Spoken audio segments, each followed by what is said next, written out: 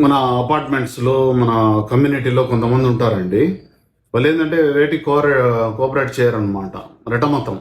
సరే, ఎవరి పద్ధతులు వాళ్ళవి. కానీ కొంతమంది ఏంటంటే ఈ మెయింటెనెన్స్ కూడా కట్టరనమాట. మెయింటెనెన్స్ కట్టకుండా ఏమంటారంటే ఈ కరెంటు, వాటర్, ఎసెన్షియల్స్ ఏవైతే ఉన్నాయో అవి మీరు కట్ చేయడానికి లేదు. వాడు మెయింటెనెన్స్ కట్టాడు, అందరి డబ్బులతో వాడుకుంటూ ఉంటాడు. అవి కట్ చేస్తాము అంటే రాజ్యాంగము, ప్రాథమిక హక్కులు ఇవన్నీ చెప్తారనమాట.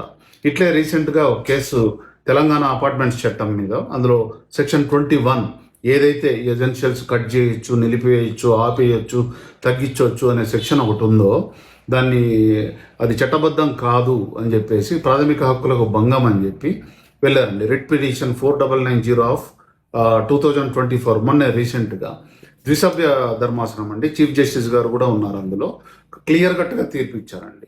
ఏదైనా అపార్ట్మెంట్లో ఉండి ఒకరు మెయింటెనెన్స్ కట్టకపోతే వారికి 7 రోజుల నోటీస్ ఇచ్చి ఈ ఎసెన్షియల్స్ ఏవైతే ఉన్నాయో ఈ కరెంటు, వాటర్ ఇట్లాంటివన్నీ, ఈ లిఫ్ట్లు ఇవన్నీ కూడా కట్ చేసేయవచ్చు. అందులో ఇదేం లేదండి. అసోసియేషన్ సంబంధించిన మేనేజరు వాళ్ళు నిరభ్యంతరంగా కట్ చేసుకోవచ్చు. కాబట్టి ఎవరైనా మెయింటెనెన్స్ కట్టకుండా ఉంటే, మీకు ఏదైనా ప్రాబ్లం ఉంటే మెయింటెనెన్స్ కట్టి ఫైట్ చేయండి దానికి అగెనెస్ట్గా. చట్టాలు తెలుసుకోండి, జాగ్రత్తగా ఉండండి. Thank you. జై హింద్.